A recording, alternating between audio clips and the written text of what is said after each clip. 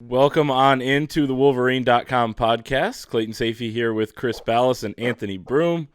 We are going to talk a little spring football here as we're 2 weeks removed from the spring game. Obviously, some news to get to as well. Jim Harbaugh joined John Jansen on his podcast and talked a lot about the roster, the spring in general, maybe a little hoops at the end. Manscaped is our sponsor. 20GO Blue is the promo code there, 20GO BLUE. It gets you 20% off and free shipping on all of your Manscaped needs. Let's jump right into the football talk. I mean, the biggest news, obviously, is Jim Harbaugh confirming that J.J. McCarthy will start throwing on Monday, April 18th. And the quarterback battle for Michigan is officially back on after a brief pause. And the bigger news is, how is it going to handle it? And is it going to be okay? And is his shoulder going to be fine? And what's going to happen over the next couple of months? Because, let's say it doesn't heal up, then your backup going into the season is probably Davis Warren, who had a great spring. But you know what? It's not exactly settling to think that a guy that's never taken a snap, who's a former walk-on, hasn't played a whole lot of football in his career, would be your number two guy. So here's hoping that J.J. McCarthy comes on strong. I do strongly believe that Cade McNamara will start the opener anyway, but I do think it's up for grabs for the Big Ten season, and it kind of depends on what happens in the non-conference portion of the season. So this is good news, obviously, because it's clear that J.J. McCarthy's ceiling, guys, is higher than Cade McNamara's. But at the same time, he didn't beat him out last year, and Cade McNamara is a Big Ten championship winning quarterback. And of course, J.J. McCarthy had something to do with that too. So it's healthy competition. It reminds you of Tom Brady, Drew Henson, not in the level of talent or anything like that, obviously. Cade McNamara is not going to be the all-time Super Bowl winning quarterback in history, but it reminds you of that situation where you got the one guy with the big arm, you got the other guy that has plenty of intangibles and can do it. So it should be fascinating. Here's hoping he doesn't overwork it, AB, because I think, in my non-professional opinion as a medic, that's probably what got him into this mess.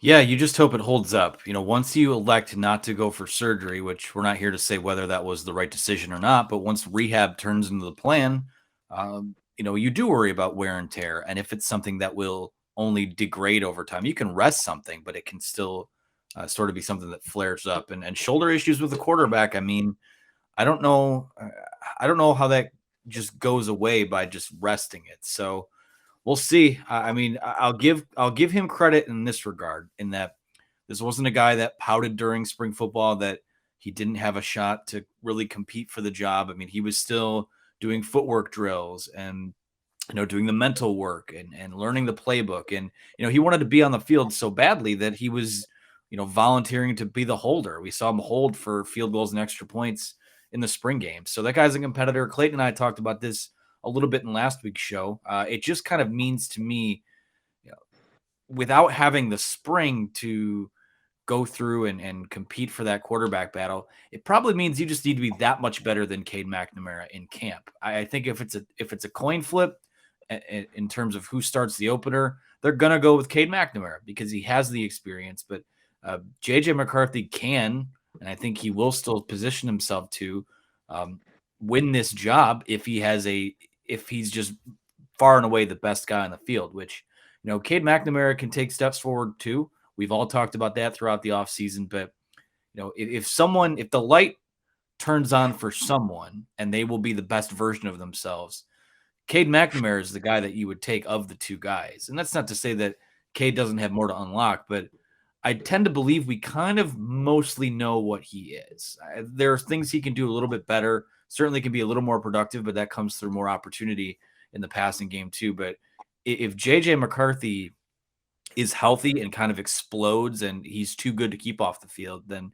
all bets are off there. I mean, from a Michigan perspective, this is as good a situation they could have asked for at quarterback, and one that really, when we talk about battles and sometimes when Michigan's had these quarterback battles under Jim Harbaugh, it's been the guy who just doesn't lose the job. I think whoever wins this one is going to go out there and win it and take it. And it's probably as healthy a situation that they have, again, assuming that JJ can stay healthy. If he's not there and you don't have that body, well, then all of a sudden you're talking about Davis Warren and Alan Bowman, and it gets a little bit sketchy there. So certainly from his perspective, if he's going to start throwing next week, you just kind of monitor it and see what happens from there. I loved what Jim Harbaugh said about J.J. McCarthy and his attitude, and a couple of guys echoed that throughout the spring, but just what he brought even when he wasn't able to throw, getting the mental reps, getting in there, as you mentioned, the footwork stuff, how he was just so positive and attacks everything with an enthusiasm unknown to mankind. I feel like Jim Harbaugh finally has two quarterbacks that he kind of sees a lot of himself in, and that's a good problem to have with, obviously, he was an outstanding quarterback in college and in the pros. And I think you're right. Like, the margin for error for JJ is slim in fall camp if he wants to win the job for the opener, but there's going to be opportunity early in the season for him to prove himself as well. Other injury notes where Ronnie Bell is cutting, as we see Anthony's dog making the cameo in the background there. Love it. Yeah, absolutely. Shout out to Harley. Ronnie Bell cutting, running more. He's going to be, should be good to go pretty soon. Rod Moore had the shoulder surgery, but he said last week in a Q&A that he's good to go. They were holding him out for the spring, but he'll be all set. Jim Harbaugh, talked about Tyler Morris, who wasn't doing contact stuff, the freshman early enrollee wide receiver who had a ACL injury in his spring season last year, so he's even ahead of Ronnie Bell. But other than that, pretty healthy. Jaden McBurrows, hopefully by fall camp at the corner spot. Chris, you wrote the story about the offensive line, and it's something we've kind of talked about. As soon as they got Olu Oluwatimi and last year ended, it's like, okay, that was a great offensive line. They have the Joe Moore Award sitting there in the weight room, the biggest trophy I've ever seen when you see those pictures. But this offensive line could be even better. I think it will be with Olu at center, a guy who could honestly be a round one pick next year in the draft. And then Trente Jones, who Jim Harbaugh said is one of the guys that's emerged the most. They also like Carson Barnhart and have a really nice top six there. It was interesting. Olu said that the NFL told him that he would get a late round grade or be a free agent this year. And I'm like, wow, what film are they watching? And I guess they want to see more of run blocking from him because I guess Virginia had more of a wide open offense. So, but I don't think you have to worry about that with this guy. If you look at how he's built and when he gets his hands on you, that was one of the interesting things coming out of spring was listening to them talk about how he gets his hands, guys, on linebackers, and these guys can't get away, and how he was going toe-to-toe with some of the best guys on the line. We've heard that's Mozzie Smith. So those guys, it's like Clash of the Titans in there, right, on the interior line, which is outstanding. So, and then Trente Jones, this guy, as Jim Harbaugh said, he was always been one of the most athletic guys in the room. He was playing behind Jalen Mayfield. He was playing behind Andrew Stuber, and now he's going to get his opportunity.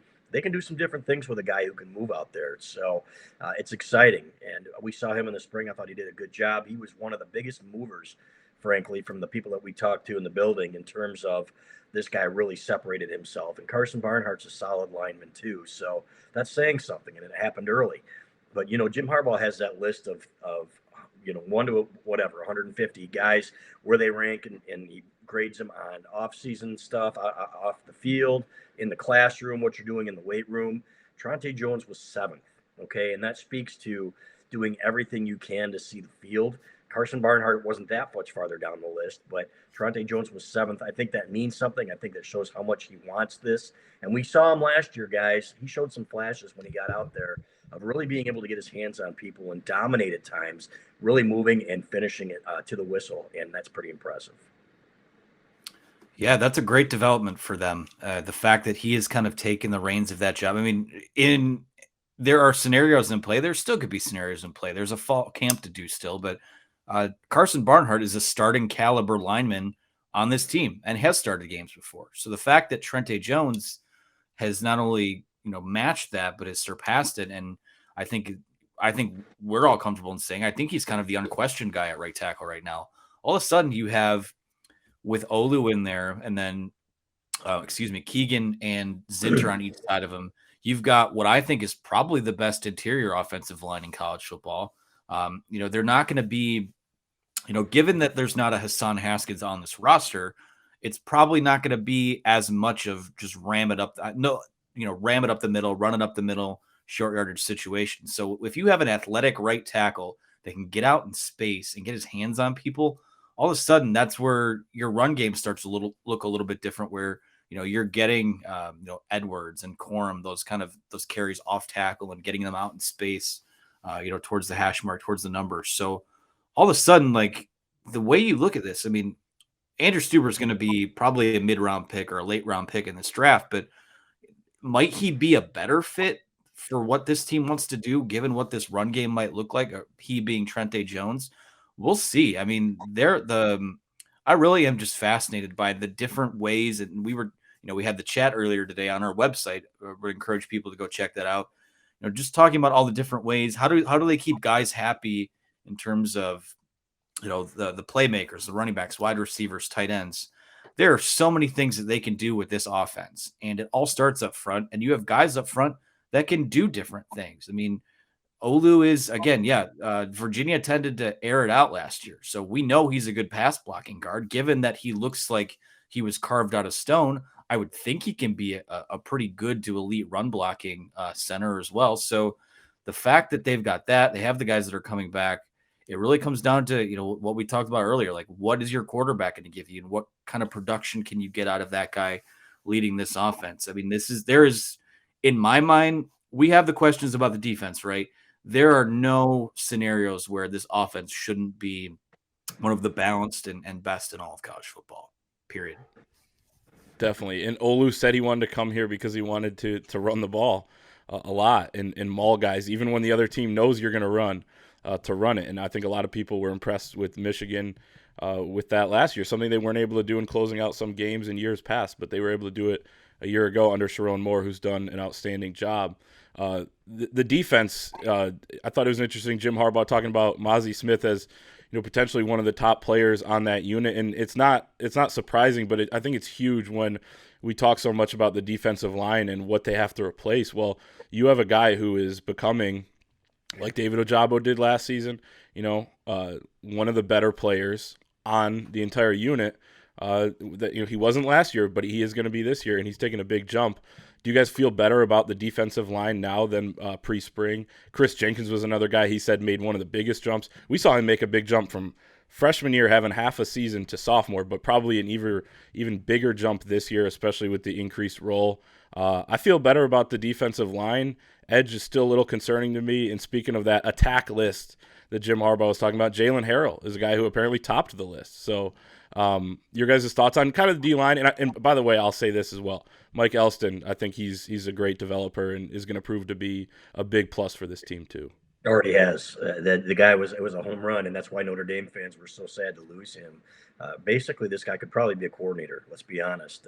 Not only are you getting plus value there, but as a recruiting coordinator, he came in from day one and he said, "This is Michigan. Let's recruit like it." He wants top 5 classes, and here's a guy who played here, gets it, understands it, has John Jansen's stamp of approval, and that's good enough for me, fellas. Played with him back in the day. So, but I really, really love the development there. And that was really one of the big question marks coming in, just like last year. And they really needed to stay healthy last year, guys. And they were fortunate. Let's be honest. Chris Hinton and Mazi Smith stayed healthy. Otherwise, that group is really, really thin. Those guys played a lot of football.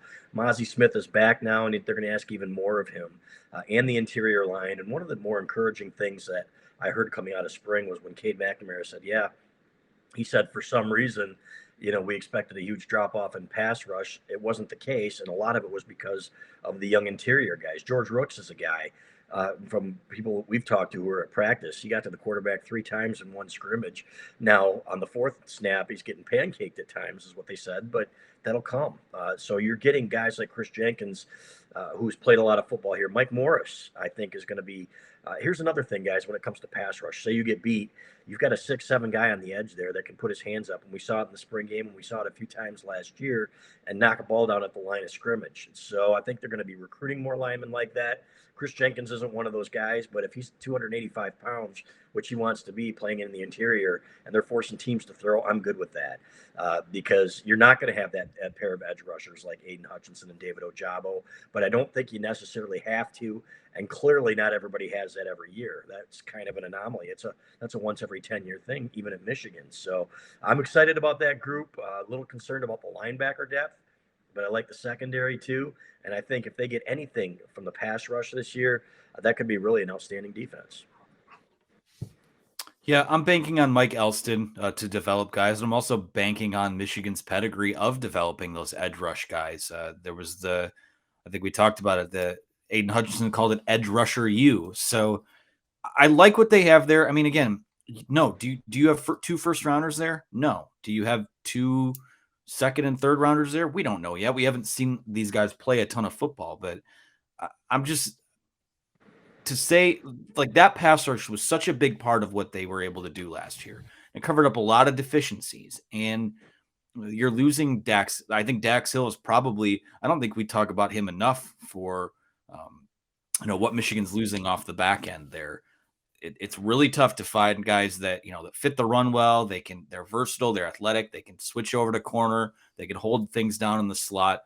That's gonna be a big thing for them to overcome too. But again, I think that it goes back to what I've been saying on these podcasts all off season. If you really sit down and think about it, did we have more questions about last year's defense going into the year or this year's defense? And really, this year's defense, the biggest question is more just experience. I don't question the talent. I thought the talent, again, it was one, it was a Saturday, it was a spring game, it was one of 15 practices. I like the talent I saw on the field, and I like the depth that I saw on the field. So I would just think with a summer of conditioning and continuing to dive into that playbook and then a full fall camp, the cream's going to rise to the top here. I mean, I think it took 8 years, but I really do think at almost every position on this roster, I think Jim Harbaugh has the depth and the competition that he's looking for. Let's talk about Manscaped real quick, our great sponsors. Fellas, have you started spring cleaning yet? The carpets need cleaning, the drapes need dusting, and your lawn needs mowing. Spring has sprung, and the global leaders in below-the-waist grooming have the best tools for cleaning aisle 5 in your pants. Time to clean out your winter bush and join the 4 million men worldwide who trust Manscaped by going to manscaped.com for 20% off and free shipping with the code 20GOBLUE, 20GOBLUE. Manscaped has the full package you need for spring cleaning this year. They sent us the Performance Package 4.0. It's the only tool you need to keep everything fresh down there. 20GOBLUE is the promo code, 20GOBLUE. Fellas, a great product. Amazing product. Yeah, I've just got the hair products too, man. Yeah. Just used them, and it's fantastic. Everything's great. Love having them as a sponsor, and see them everywhere now, guys. How many millions now? It seems to go up incrementally. When we started with them, probably a year ago. It was 2. It's 4 now. And you're right. I saw them at, I think it was in Meyer the other day, or somewhere else. It might have been Macy's or something like that in the mall. So they're everywhere for sure. 20GoBlue is the promo code. Yeah, they're everywhere, but use our promo code. Please. Exactly. 20GoBlue. It also helps you out. 20% off, free shipping, of course. Jim Harbaugh was talking about some different roles for guys that we've already seen a lot of. AJ Henning being one of them. It's funny.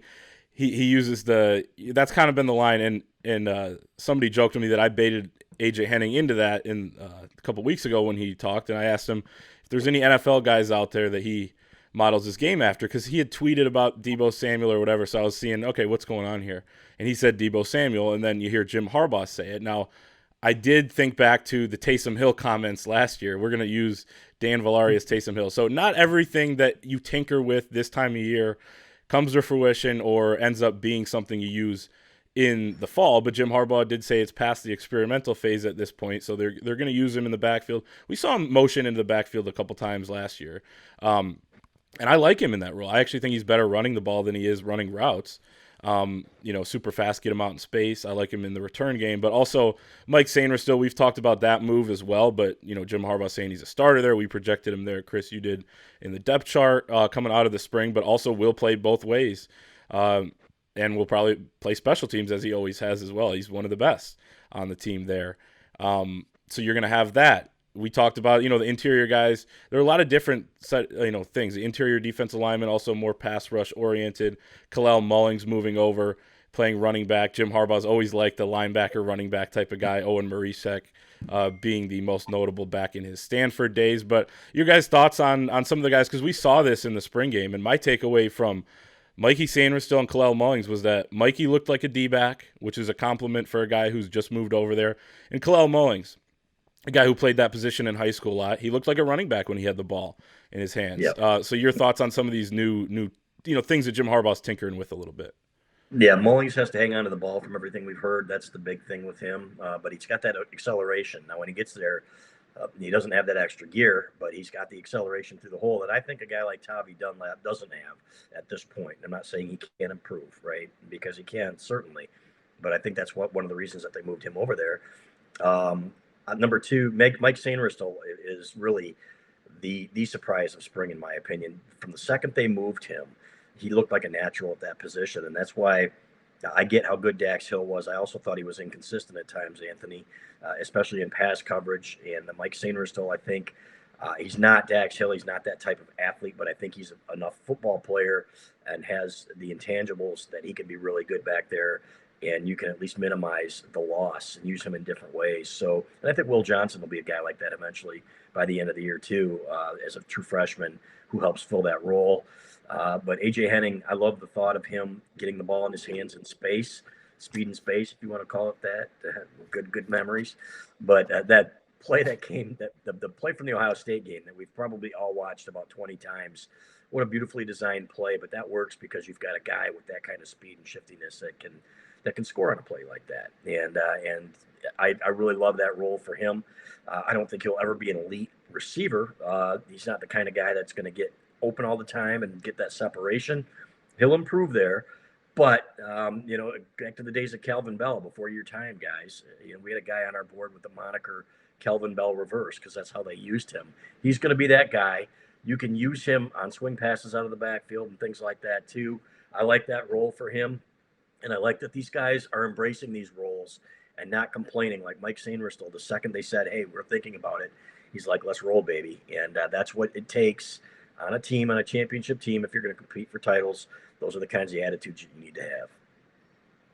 Yeah, the one thing I'll say about Henning, too, is that, again, it was just a brief little look at the spring game, but I think he had like 5 grabs for 35 yards or something, whatever it was. It did look like the routes were a little more crisp. He was a guy, and Donovan Peoples-Jones is like this coming out of high school, too, where, when you're a high school athlete, they pretty much put the ball in your hands and say, go. But once you get to college, you have to learn the intricacies of running routes and the route tree and different cuts and things like that. So the fact that it looks like he's taking that step, it does make him a little more dangerous if they want to throw him in the backfield and do some different things with him. Because you don't want to, like when Eddie McDoom came on the field a couple of years ago, okay, well, Michigan's probably going to run a reverse here. The more of these guys that you have on the field to where you go, they like to run that reverse play with him, but they also might not because he can also do this, this, and this. That makes everything a little more dangerous. So the one thing I'll say, going back to Henning and the role they want to use him in, and Mike Sainristil, that position switch, Kalel Mullings as well. Jim Harbaugh just had, for as much crap as he takes, some of it justified, some of it not, he just has an eye for putting guys in the right spot at the right time. Now, with that being said, every once in a while you get a Ben Mason is playing defensive tackle, and that's, then you have to revert back to what the original plan was. But everything that we've talked about with Henning, with Sainristil, even Mullings, I mean, we saw it in the spring game. He had a fumble in the spring game. It looks like it works, and he's got this eye for it with guys that, I would have never thought that Mike Sainristil could be a nickel or slot defender, or I wouldn't think that Kalel Mullings at, I think, 6'2", 236 or whatever he is, would be a guy that's a candidate at running back. But that guy just has an eye for putting football players in positions to succeed. And that's another benefit of being as deep as you are at so many other positions, where you go, we might be a little too deep at wide receiver, but I can take this guy and slide him over to the cornerback room, and he can help us there. Like that is an intangible thing about what Jim Harbaugh brings to the table as a head coach. And also credit to his staff for being, they don't have a choice, but they have to be open and receptive to it as well. And with all of that, I just think that he deserves a lot of credit in that regard. And we'll see what happens once they get on the field. I mean, there's going to be a point where maybe, come November 26th, Mike Sainristil's in the slot against, Jackson Smith and Jigba. We'll see how successful that sort of switches when that time comes. But for in the here and now, I mean, credit to those guys for finding spots and roles for these guys and seeing whatever they can do to help the team win. And real quick, I want to say something real quick, Clay, about when you talk about Henning. I think Ron Bellamy is a huge upgrade there in terms of having a dedicated wide receivers coach. and knowing and helping Henning with the routes and things like that. To me, that was a great move. We'd heard he was coming in as a wide receivers coach initially, started off as safeties. I love that move. I think he's going to be a huge asset there. I agree. That's a group that needs some more hands-on coaching. It's not Josh Gaddis' fault. He had more responsibility, and there are some perks that comes with your position coach being the coordinator, but also I think you lose a little bit there in terms of the teaching and day-to-day stuff for sure. And just going back to that Henning touchdown, just remember the guy who they used as a decoy on that play on a swing pass to the left, pump fake, is Donovan Edwards, another guy who I think can play a similar role to Henning, where we're going to see him in the slot. I think he did it 20, 25 times last year, looking at PFF formation stuff, and also in the backfield, of course. And when you go back to tendencies, I think, they're going to have to tinker with the Kalel Mulling stuff and the Tavier Dunlap, but you probably want eventually it to be where Blake Corum or Donovan Edwards can be in the backfield on all downs, so you have everything at your disposal. But a lot to like, and I like how I like how Jim Harbaugh does that and experiments. I think the Ben Mason thing was the one that didn't work, but it was a little more out of necessity probably than anything else. So interesting there. But anything else from you guys? Lots of good football talk today. Yeah, Donovan Edwards. I was listening to John Jansen talk, and I've talked to him, and he said he was a spring MVP, and that excited me because this is a kid that's got all of the talent in the world, right? And we didn't see a whole lot between the tackles last year, but they're going to need that guy to get those tough yards. And I think it's not going to be Blake Corum, no disrespect meant to him. It's going to be a guy like Donovan Edwards. And I thought he was a little bit quick with the ball, and with his runs last year, didn't have the patience. In year two, we saw what Mike Hart did with Blake Corum in that respect. I would expect a similar type of leap, even more so from Donovan Edwards, who I think is just an elite athlete with elite hands. For sure. Okay, we'll leave it there. Bunch of spring football stuff. Obviously, we'll continue to cover it throughout the spring, summer. We got our football preview magazine coming up. Football will be around the corner. Before we know it, we'll be down in either Indy or Chicago for Big Ten Media Days, so stay with us at thewolverine.com. As always, thank you to Manscaped, our sponsor. 20GoBlue is the promo code there for 20% off and free shipping, and we'll see everyone next time.